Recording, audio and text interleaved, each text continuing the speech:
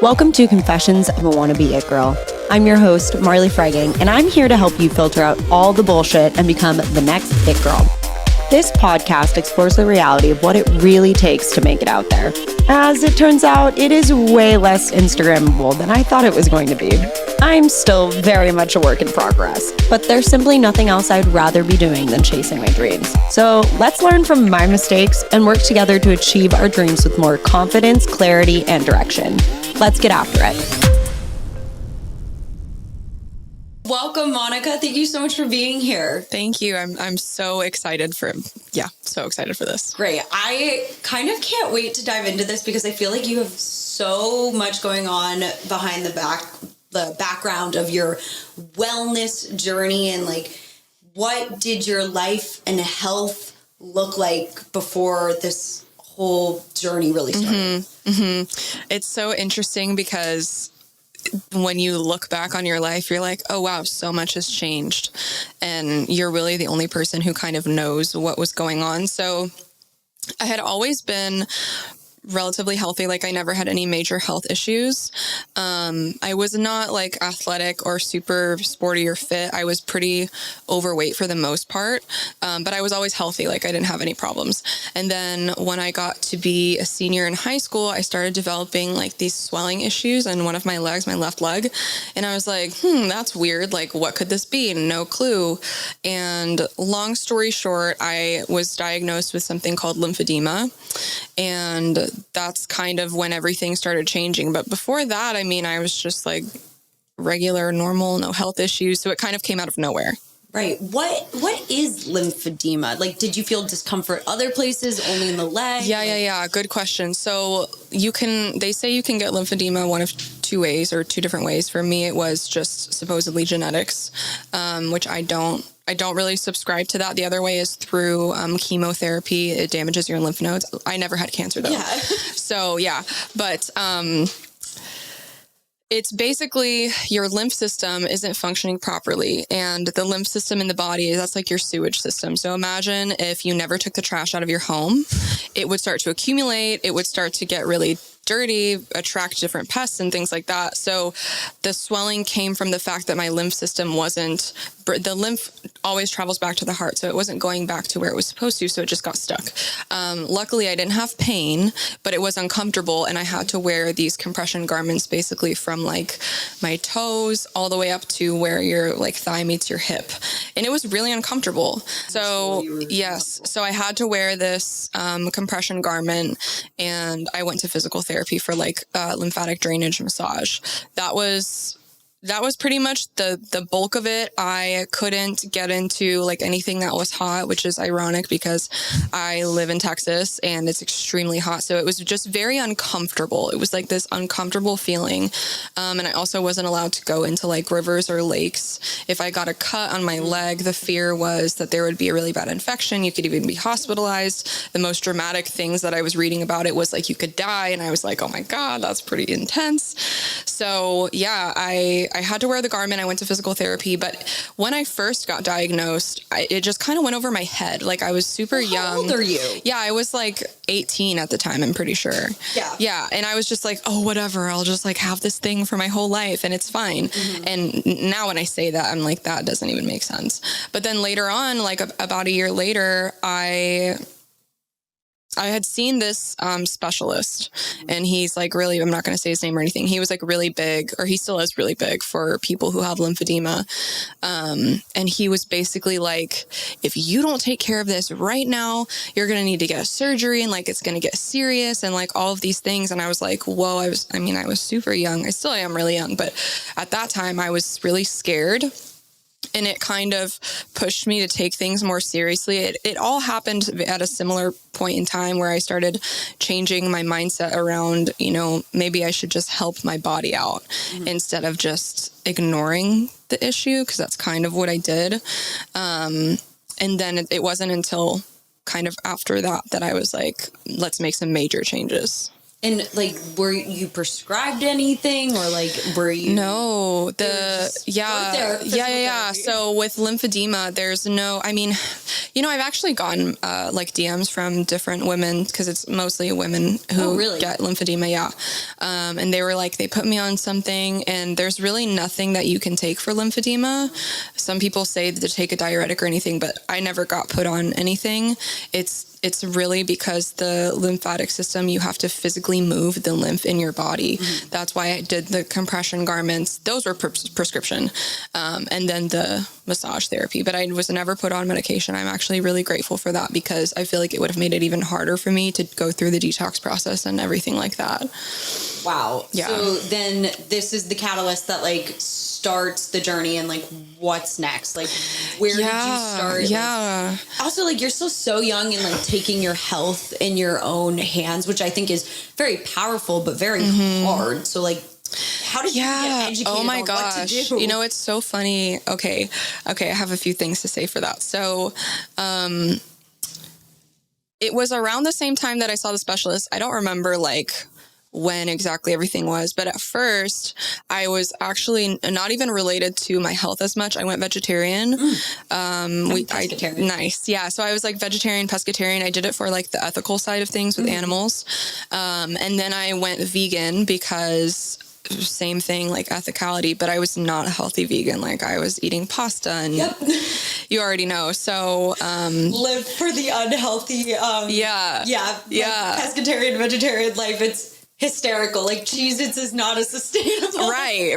Like, that's not lunch, dude. So after I went vegan, around that time, I was like, you know what? I'm going to start learning about how other people have healed their body. Not even anyone with lymphedema, but just in general. I was learning about how to heal the body naturally, and I was really interested in that. And then I had found 2 specific testimonials. I don't even know if I could find them now, because they were like these random forums. I was like pressing the back pages on the internet, like, can I find anything? And it was a man and a woman, like 2 separate people. And they were like, yeah, I healed my lymphedema by doing this and this and this and this. And I was like, okay, if they can do it, I can for sure do it.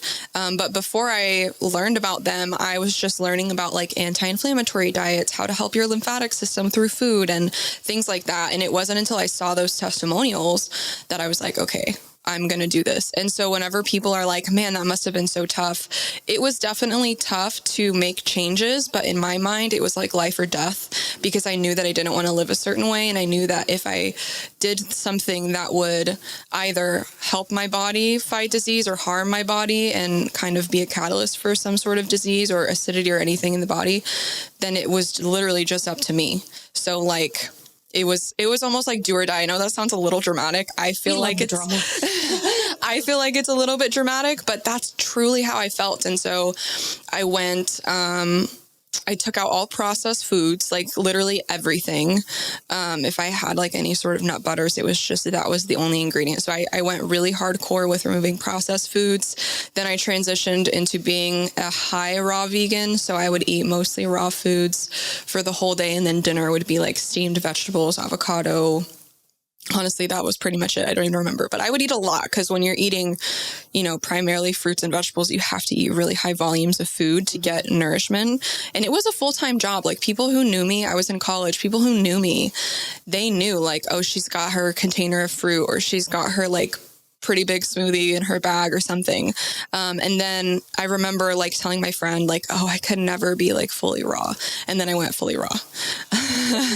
Like sometime after that, just because I really felt like I had to do it. Mm-hmm. Like I felt like I didn't have a choice. So that's pretty much the transition for my diet. And I noticed results pretty much immediately. And other than the processed food, like, is there anything else you were eating that like you feel might have been triggering? Food wise, no, just like animal products and anything that was super heavily processed, anything that had like a lot of oils in it. I mean, just the general, like what people say not to eat nowadays. Right. But processed food can feel like such a blanket term? Like what is processed food? So for me at that time, because now I have a much different definition of food and how I eat is different. Yeah. Which I will get to at the end. But for me at that time, it was literally any sort of processed foods. Okay. Like I literally was eating raw vegetables and fruits, and I made my own dressing. So like the things that were processed that I bought were most likely, because I was very low on oils.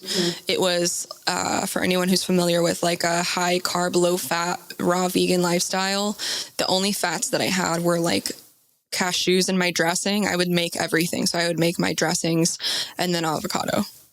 So I like even a minimally processed stuff that I eat now, I wasn't eating then.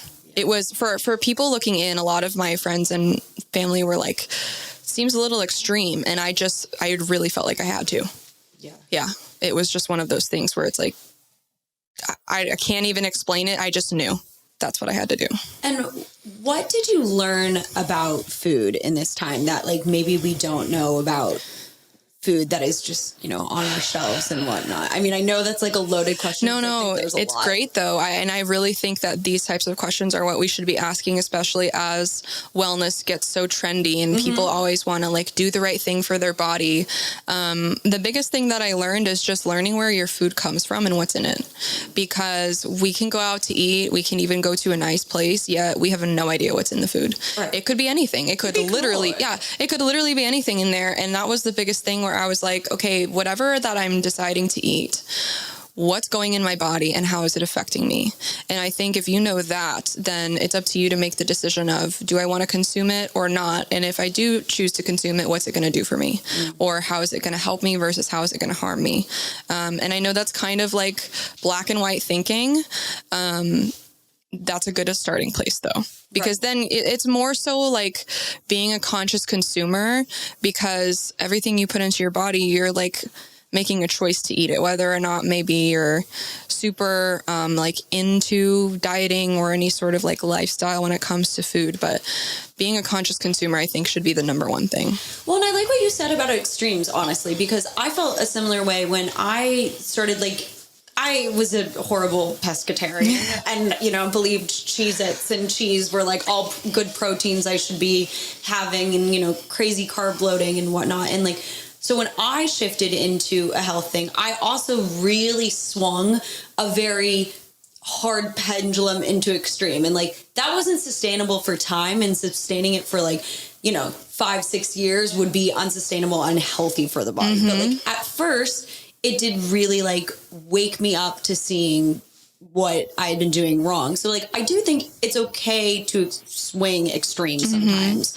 Yeah, I think another thing that's really important with that is there are seasons in life. So like when I was going through this whole transition, I didn't have it in my head like I'm going to be doing this forever. I wasn't even thinking about anything, honestly, past like a year. I had connected with this amazing woman online. I don't even know if she's still active or like if she has a platform. She had arthritis. I don't even remember her at name right now. I think it was like Mama Eats Plants or something like that. She was huge in sustainability, and she had shared that she healed her arthritis.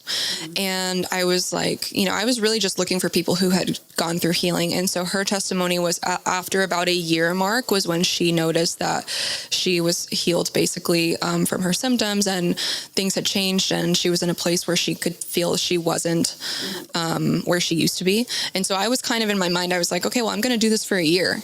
Right. So that's where I was. I wasn't thinking like for the rest of my life, I'm going to be raw vegan, even though now I mostly eat raw food still just because I love it. But like, even when you're making changes with food in your diet, it doesn't mean you have to be that way forever. And I think sometimes that's what gets people so stuck in being resistant to change, because you think that like, it's you make this change, and like if you don't like sustain it forever, then you failed at your diet, or like it wasn't successful for you, when sometimes what we need more than anything is just experimenting and seeing how something feels, because we don't even know how we're going to feel until we do it. Right. And then if it works, it works. If it doesn't, it doesn't, and you find something new.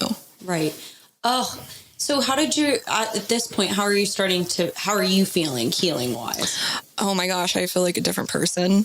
Wow. Like when I meet people now and like I get a lot of people who are like, oh my gosh, you look so great. Like I could never take care of myself. Or sometimes people just say things to me and I'm like, man, if you knew me several years ago, I was a completely different person. And I never took my health as seriously as I do now because of the health challenges that I had, and I wouldn't change it. Like I would do it again every time because what I learned was just so valuable. And if I would have waited to make changes, who knows in the future how much worse my health would have been before I started taking action. So I always tell people, like, learn from my mistakes. Don't wait until something happens in your health or, you have a moment where you feel like it's do or die. Start taking care of yourself. The best way to take care of yourself is taking a preventative approach in anything, whether it's physical health, mental health, whatever. Right. You really took control of yourself as a person, health-wise, and then also kind of like mentally, emotionally, spiritually, in a time when you're like hardcore growing up. Yeah, too. It was, I look back and I'm like, whoa, that was intense. Yeah. I mean, we talked a little bit about this, but like, that's very what we subscribe to here, like it girl mindset, like taking care of yourself. Can you tell us a little bit about like how you became so empowered through doing this and like what you think about mindset with this healing journey? Yeah. Oh my gosh. So I have so much to say. Okay. We love so much to say. I really do. Give us the full-blown story. Well, so it's so interesting. Like that time in my life was obviously I was making changes with diet and health and things, but it was all together. So I was studying psychology. That's my like educational background. That was when it was started in my second year, then to my third year, because I graduated early, so I only had 3 years of undergrad. She graduated early. Well, to be fair, part of why I got sick was because I was always so hardcore with like education and studying, and that's definitely part of the reason why I did get sick. So there's a give and take there. Sure. Thank you for saying that. You never know like what's going on behind the scenes of people's lives until they tell you. And it's always just so interesting because you're like, wow, they did that, but also like they were struggling in this way. And it's just so interesting. So when I was learning about all of this stuff with health, it was almost impossible for it to not leak into other areas, like emotionally, spiritually, psychologically, all of those different things. And I watched this one really powerful documentary called Heal. It's, if you want to watch it, just type in Heal documentary in Google. They have like their own site. I think they're also on Amazon. They're not on Netflix, but they used to be. And the whole documentary was like perfect for me because they were talking about how to heal naturally. And a huge part of the documentary is like emotional healing. And I mean, everything that is physical is first non-physical. So really getting to the root of what you're feeling and what you've gone through, any trauma that you've had in your life. And so it was almost impossible for it to not go together in all these different places because wellness isn't just working out and eating right. It's the way that I see wellness is like a wheel of different things. And even like what I would consider financial health should be part of everyone's wellness wheel because money can be such a source of either stress or relief for us. And that's a huge part of your health. So anyways, it all kind of went together. And I also feel like I really had like a more of a spiritual awakening at that time too. So it just all happened together. And it was really interesting for me to become the observer of myself.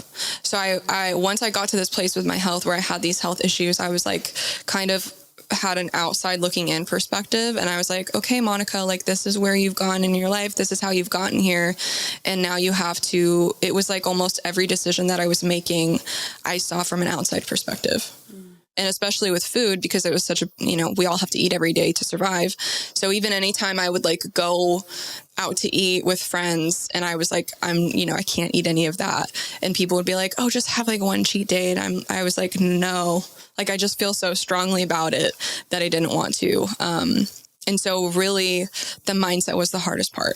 The not identifying with having a specific health issue, the rewiring those patterns in your brain, regardless of if they have to do with what you're eating or not, just like how you view yourself, what you identify as, what your daily stream of thoughts are. I mean, we have like thousands of thoughts a day, almost 100,000 thoughts a day, depending on how fast you're moving. But, majority of those thoughts are the same, like they're dominant. And I learned a lot from Dr. Joe Dispenza. He's also in the Heal documentary. And I just became obsessed with personal development, like obsessed. I didn't really hang out with my friends. I was always reading books. I was also watching like different video formats, journaling, meditating. Like I was obsessed with it.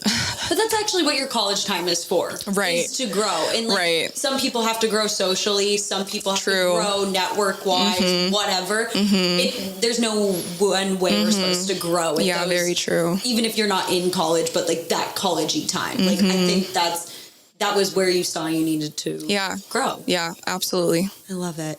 When you're dealing with this health, thing, did you ever like take ownership of the health and like, or is that something you worked on mentally? Cause like, I feel like people will say the thing like, oh, I'm sick, or like, oh, my back hurts. I can't. Oh yeah. That was did you work with that mentally? You mean like getting out of the victim mindset? Yes. Oh my gosh. That was one of the first things mentally that I realized, that I was victimizing myself. And of course, it's really touchy to talk about the victim mindset, because of course you can be victimized. Of course things can happen to you that you didn't deserve, and like all of those things.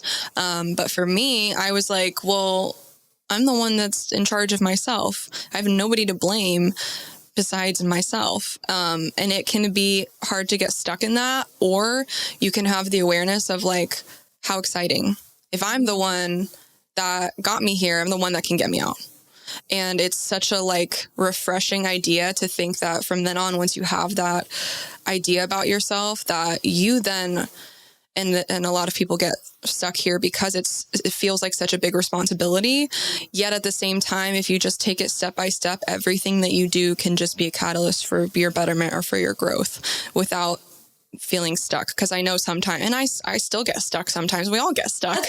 That's just as much as part of it. Exactly. It's not like one day you have 100% victim mindset, negative automatic thoughts, and blah blah blah, and the next day you don't have them at all. We all go back and forth between the two. Like I just got off of a crazy amount of having an extreme amount of confidence, so that I really got knocked back down, and I'll get back up. I'll fall somewhere. Yeah, it's not one way and we're done. Exactly. So getting out of the victim mindset took, all of the different things that I did with mindset, especially the victim mindset, it was mostly journaling and meditation. That was really where I did most of the work around that, because, and I know sometimes with meditation, it's like, I don't want to meditate. I'm not good at this. I have thoughts. That's really not the point of it at all. But the getting out of the victim mindset, it was like a foundational, if that makes sense, for mindset. Yeah. Well, and I love what you said about, meditation people, because I was one of those people who was like, I can't meditate. Nothing would piss me off more than when people would be like, you should meditate. And I'd be like, why don't you just fucking say I'm not chill? Like, just say what you actually want to say. Right. And like, don't tell me I should go meditate. Yeah. And it would piss me really fucking off. And I remember that it wasn't until, honestly, I think these past, now it's been 7-8 months, that I really realized that there's no one way to meditate. Like, putting on a relaxing song while I'm driving will start to release me into that. If I lay on my ground for 1 minute, 5 minute, 10, 20, it doesn't matter. There are no rules on if you're a good meditator or not. It is very interesting. And when I don't do it, I'm like, oh, fudge, I should really do it, because it's probably the time I need it the most. Yep. But I'm doing it a ton. I'm like, look at me, I'm doing it great. It's so interesting. Yeah. So you just took a sip of your water, so I have to ask you. Yes. You have this water machine, which is, blown you up on TikTok. And all these shocking things regarding liquid. So let's talk about the water machine.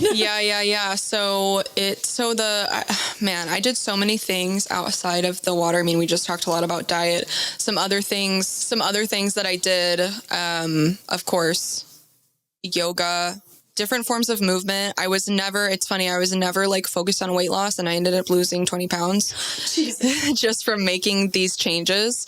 So some sort of movement. And I wasn't never like hardcore, like lifting weights at the gym, sweating. No berries, no like running crazy marathons. It was just very simply move your body every day. Changing my stress was huge. Stress levels and sleep were huge components of the different things that I changed, because I was like the person where I would brag about getting 5 to 6 hours of sleep and like being able to function. And that's not something that you should brag about. So like anyone watching, go to bed and get some sleep, because I mean, I know everyone has different like lifestyles, and some people are just extremely busy. You literally can't. But if you're truly choosing to make your health a priority, sleep is incredibly important. And then of course, lymphatic drainage, which I was kind of already doing. I just made it more of a priority on my own, along with everything else I was doing. And then the last thing that I'll say, going back to mindset really quickly, the de-identifying with whatever health issue you have, like what you just, oh, my back, or, a lot of people identify with, if they have like an autoimmune disease, they'll be like, my this and that. And I did that. People would ask me like, oh, I would literally have people like, you only have one sock on. And I'm like, yeah, no shit. I know that. I put it on. Like, thank you so, right. You so much for the report. right, exactly. But it really was hard to de-identify with that. And part of my meditations was visualizing myself healed and visualizing my legs, especially my ankles, that's where I had the most swelling, as the same size. And that was the hardest thing to do, because you open your eyes and you see they're not the same. And you see this thing that you're wearing, and it's like such a mind fuck. But that was really the hardest, like, part of the mindset stuff, which was why I said journaling and meditation was so big for me, because it was like almost pretending, yet that was what was creating that next reality for me. Act as if. And it's the more trendy term, fake it till you make it. Yes, exactly. So anyways, I was doing all of that. And then one day it's funny. I mean, I was in this like 600 square foot apartment, like college student, the regular story that you have when you're in college. And I looked at my Brita and I was like, that's not up to par with all of these other things that I'm doing. There's no way. And I ended up just somehow landed in my lap about this machine, and I had learned that it was a medical device. And I was like, okay, I have a medical condition, and this is a medical device for water, and we're mostly water. So it would just be stupid if I didn't try it. That was like my mentality. And I mean, yeah, because I had never heard about anything like medical water. I was like, what is this? Like, yeah. And so I learned that they were actually made for hospitals in Japan. And because the patients were so keen on wanting the water at home, they were asking like, hey, can we get these at home? And that's what started having these machines at home. And now more and more people are getting them. It's actually amazing what hydration can do for you. And I'm glad that I didn't find it earlier in my journey, because I don't know if I would have done the other work. And so that's why I feel like it came at the end, when I had kind of done like the hardest things, because it's easy to make a simple switch, like changing your water. It's so simple. But changing your diet is hard. Changing your mindset is hard. Getting up and working out every day when you're not used to it, it's really hard. But everyone, or I hope everyone, drinks water. And to make a switch is so much easier. So I'm glad I found it at the end. But it sounds so cliche. Like, I feel like in marketing in general, people are like, this will change your life. But it actually changed my life. Yeah. Yeah. It did. And what does it do to the water? So it makes 7 different kinds of waters. It's actually it's actually not just for drinking. There are different uses. So there's a beauty water. There's a sanitizing water. It's stronger than bleach. Don't drink that one. No, don't drink that one. It's crazy to think that water can do so many different things. There's also a cleaning water, and there's 3 different levels for detox. But basically think about caveman times, whenever we would live near bodies of water, and the way that the earth was just naturally doing its thing, how it is now, although not as much because we're polluting it and, XYZ. But back in those times when we would drink fresh water, that's the kind of water that this machine produces. It's what naturally occurs in the earth. And basically what it does is it's bringing the water to life through the process of ionization and electrolysis. I won't get too much into the science because like some of the sides. Well, so I feel like the best way to describe it, there's a few different properties of the water. So it's very high, very rich in antioxidants, specifically something called molecular hydrogen. And now molecular hydrogen, they're really uncovering a lot of amazing research with molecular hydrogen. And this is something that we're kind of just now learning in the Western world, because in places like Japan, women take like baths with molecular hydrogen. They like do all of these, like molecular hydrogen is really widely known as an antioxidant. It's actually the most potent. It's the smallest. If think about like the periodic table of elements, hydrogen is the first thing. And that table is classified by weight. So it's the smallest. It's bioavailable. It goes where it's needed in the body. And that's why when people start drinking this water, seemingly miracles happen to you, but it's really just the power of hydration and the power of hydrogen put together. So the water is rich in antioxidants. Of course, you can change the pH level of it, which is also really cool. But less about the pH. There's something called ORP, which stands for oxidation reduction potential. You don't have to remember that. You're like, what? So think about when you cut an apple in half and it starts to go brown. That's the process of oxidizing or aging. Just in general, that's what we know as aging. So you can't stop aging, but you certainly can slow it down. And I know that especially for women, a lot of products are marketed like anti-aging this, anti-aging that. So one of the best ways to figure out if a liquid is aging you or not is to measure the ORP, to measure how much it oxidizes. And most everything, I really don't want to say this to you. Say 'cause it's on TikTok. So. Yeah, it's there. It's all there. Most everything is acidic and it's aging us. Unless you go to a fresh spring in blue zones, parts of the earth that have this they call them miraculous properties of water. But it's really just how nature does her thing.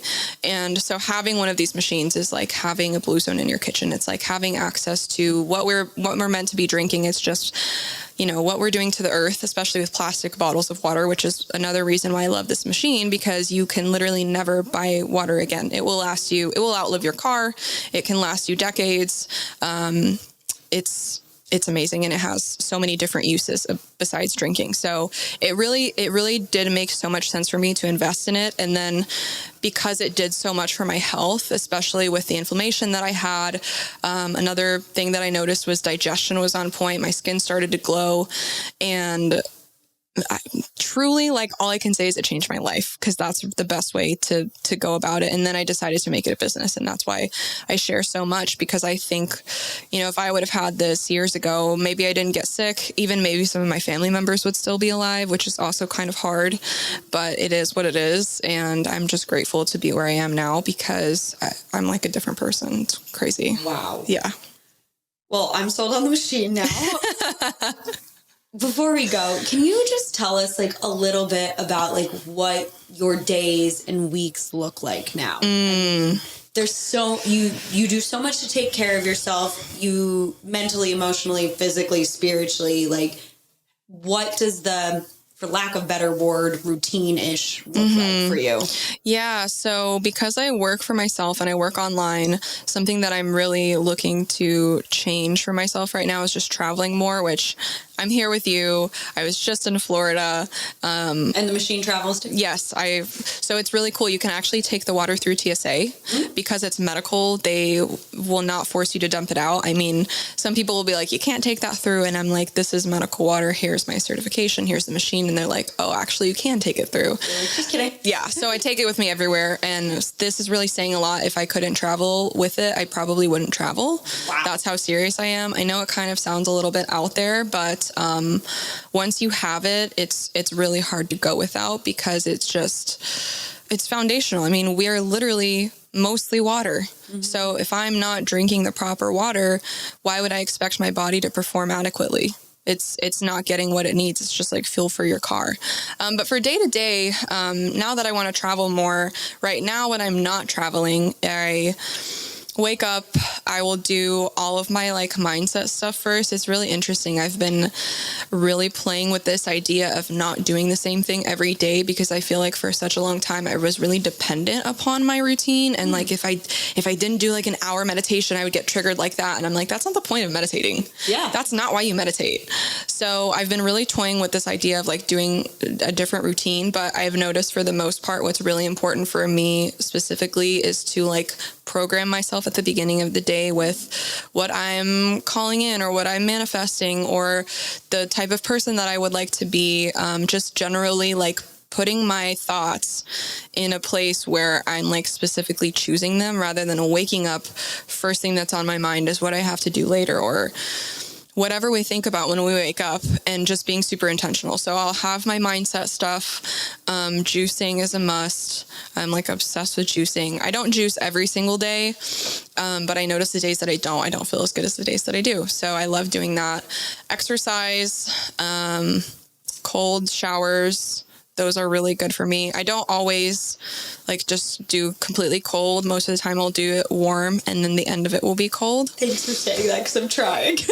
Listen, when it comes to cold showers, it's just getting over the fact that it's uncomfortable. Yeah. That's all it is. It's uncomfortable, and you can do the uncomfortable thing. But I like it because it feels really good for me. Like my body responds really well to it. So that's like my kind of rising routine. And then I work throughout the day. And because of, do you know what human design is? Yes. Okay. So I'm a manifestor in human design. Manifestors are meant to work less. Mm-hmm. Because the time that they do work, I don't know that much about human design. But I don't know that much either. Yeah. I just know what I am. Right. But the times that they do work, they're able to like really get a lot done. So I work, and then because I make all of my meals, that requires some time in the kitchen. And then I'll have either like Zoom calls or calls with my team or whatever.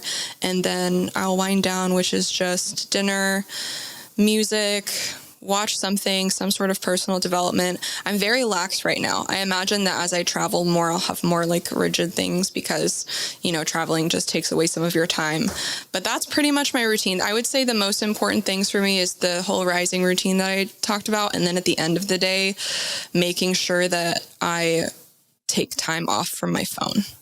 Like that's the biggest thing. I don't even have like an evening ritual besides like dinner and cleaning up, and then making sure I'm not on my phone. So those are my most important things. Oh, Monica, you are literally a wealth of wellness. Oh. You speak so eloquently. You are so educated. Thank you so much for taking the time to be on the podcast. Can you tell everybody where they can find you? Yes. Well, thank you so much. There's so much that I'm still learning too. It's a journey. Like I used to not really resonate with the quote when people were like, it's a journey, not a destination. And I'm like, no, I'm going to get there. But yes, I am at _Monica Ren, just REN on Instagram, TikTok. Also YouTube now has handles. I don't know if you knew about that. Didn't even know. Yeah, now they have handles. And my podcast is The Earth Game. Expect more on there. I don't have a plan of how consistent I'm going to be, but I do love the podcast. So, yeah. Well, you're built for it. Oh, thank you.